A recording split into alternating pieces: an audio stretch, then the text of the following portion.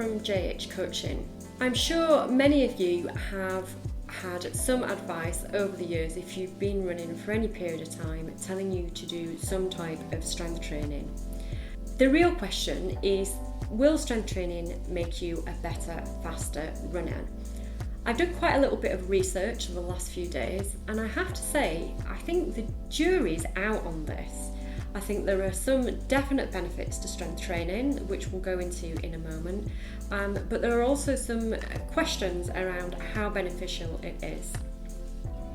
As early as 1972, Harry Wilson was propounding the benefits of strength training for middle distance runners, middle distance being anything from 800 metres up to 10k. Whether this translates into longer distance events is questionable. Some studies have suggested that strength training has absolutely no effect, and some studies have suggested that it can have good effect on pace and speed. From looking at these studies, it is that the benefits tend to be in the shorter distances. So from 3k, 5k, there's definitely been seen to be some improvement on the tests done. There is a lot of problems with these tests in that a lot of them maybe have been done quite a long time ago. The tests, they're not always testing in the same way, so they're not all doing a time trial to test the running, they're doing other things to test running. So I think there's still room for extra studies if anyone's looking for a PhD subject out there who's got some history in sports science. This may be a subject for you. Let's go into strength training then and what it means, because there's lots of different strength programs out there and they all seem to have various different focuses.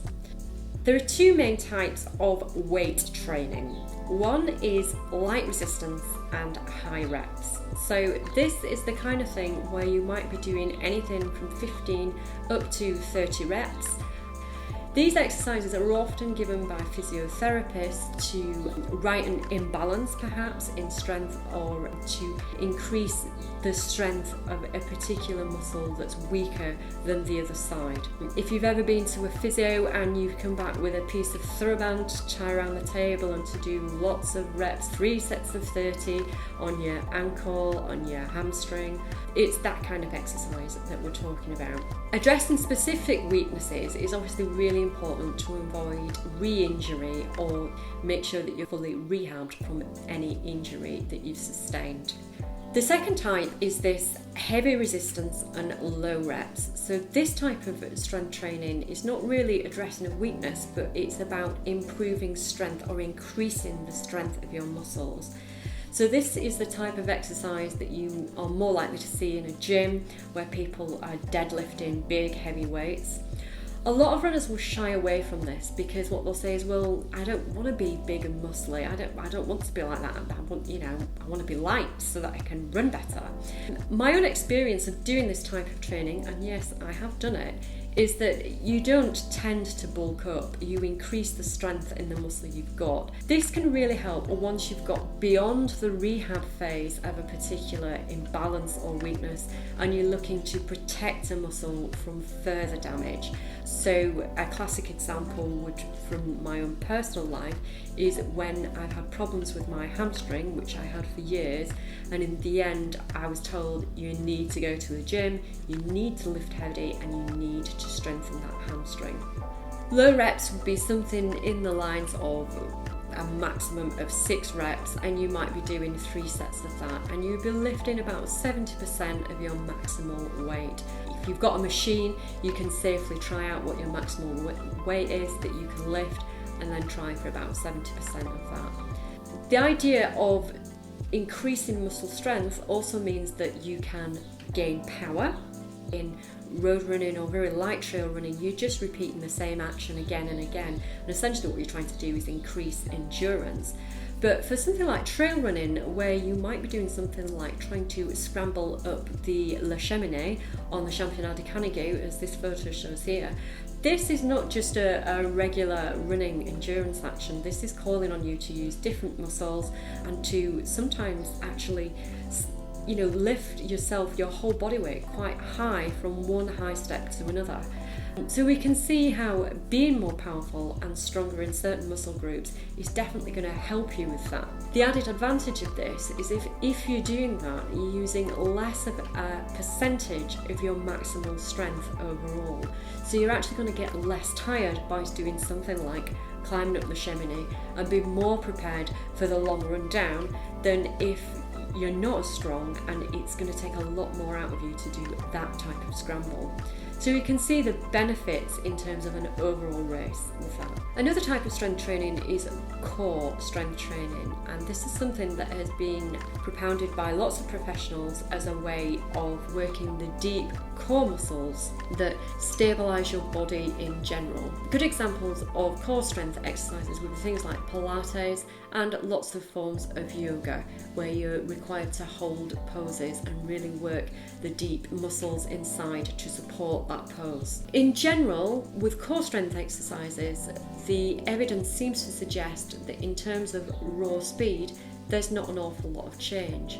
Most of the studies that I've read have quite mixed results about the benefits of strength training, which I'm sure is going to be music to the ears of anybody who really hates going to a gym. However, in terms of what people have seen about injury prevention from doing a variety of strength training exercises, including maximal strength exercises, core exercises, and these light resistance high reps exercises, there's lots of evidence to suggest that this is really good at preventing injury. So while on the face of it, it isn't a case of do your strength exercises and you'll get faster, there is a longer term approach here that actually if you do and incorporate some strength training into your overall training plan, you are likely to be more resistant to injury.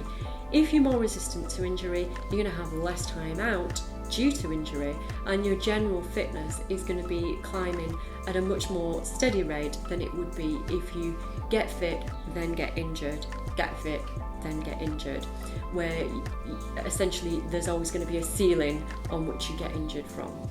So if you're looking to really improve your performance longer term and to be out there running for longer as you age, then strength training really could be the key to keeping you happy, healthy and running for many years to come, injury free. As an aside to this, one of the things that it's probably worth considering is your own personal goals and where you are on your running journey. I think I've talked about this before in other videos, but essentially if you're relatively new to running or you've relatively light on mileage, there's some argument to say that actually being able to do more base training is probably going to benefit you just as much, if not more, than trying to find some extra time for some strength training. Sticking in extra running rather than a gym session to make your running frequency 4 times a week rather than 3 is going to have lots of benefits in terms of running economy, in terms of working on your aerobic threshold and working on that base, which is then going to eventually get your fitness levels up and enable you to support some faster running. As another aside, and maybe a word of caution, strength training, particularly if we're looking at this heavy resistance, low reps type of training, essentially you're breaking down muscle so that it comes back stronger. Once you've broken down that muscle, it takes time to recover. So strength training the day before, or even a couple of days before a big key event, is probably not a wise idea. I would say generally with the people I work with, I would look to do some strength training a couple of times a week for most people, and then as they approach a season of races, we would drop that down to about once a week so that they're able to peak for the race, and then in the week of the race and the week before the race there probably wouldn't be any weight training at all. In addition to strength training, there are lots of other ways that we can improve running economy. I would say it's more brain training than strength really, but you are teaching your muscles to fire correctly, which is a really important part of training, which you won't get from doing strength training that doesn't mimic the running action. So your glutes can be as strong as you like, but if they're not firing right, then you're not going to make any gains in terms of your running economy by having strong glutes.